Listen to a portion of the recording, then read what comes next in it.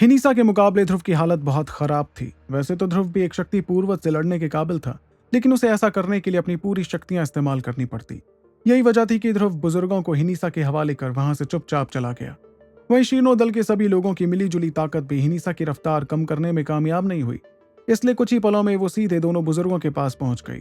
वो देख रही थी कि कैसे वो दोनों बुजुर्ग उससे दूर भाग रहे थे, लेकिन हिनीसा की रफ्तार के सामने उनकी रफ्तार कुछ भी नहीं थी। इतने में हिनीसा के चेहरे पर एक खौफनाक झलक दिखाई देने लगी, जिसे देखकर शीनो बुजुर्गों की आंखों में अजीब सा डर दिखने लगा। जब उन दोनों को समझ आ गया कि अब वो हिनीसा से बचकर नहीं भाग सकते, तो उन्होंने मजबूर होकर अपने शरीर से शक्तियां निकालनी शुरू की। उसके बाद दोनों बुजुर्गों ने अपनी खून जैसी शक्तियां निकालकर अपनी मुट्ठी में इकट्ठा करना शुरू कर दिया।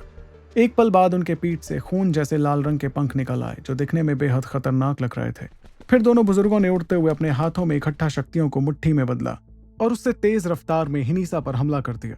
इतने में हिनीसा ने भी अपना हाथ हटाकर दोनों के हमलों को देखा और उसने भी अपनी शक्तियों से उस बड़ी सी मुट्ठी पर हमला कर दिया।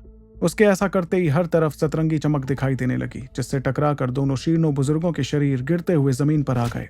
हिनीसा का वो हमला दिखने में जितना खतरनाक लग रहा था, वो उससे भी कई गुना ज्यादा खतरनाक था। यही वजह थी कि दोनों बुजुर्गों के मुंह से खून निकलने लगा और वो बुरी तरह जख्मी होकर जमीन पर गिर गए। तभी हिनीसा ने गुरूर भरी मुस्कुराहट के साथ उनसे कहा, तुम्हारे त्रिकाल हमले के बिना तुम इतने ताकतवर नहीं हो कि इस नागरानी को टक्कर दे सको। वो इस वक्त देख रही थी कि कैसे उसके एक ही हमले से उन दोनों का ऐसा खतरनाक हाल हो गया था। इसके बावजूद वो दोनों रेंगते हुए वहां से दूर जाने की कोशिश करने लगे, लेकिन अगले ही पल उनके ठीक सामने एक सतरंगी चमक दिखाई दी।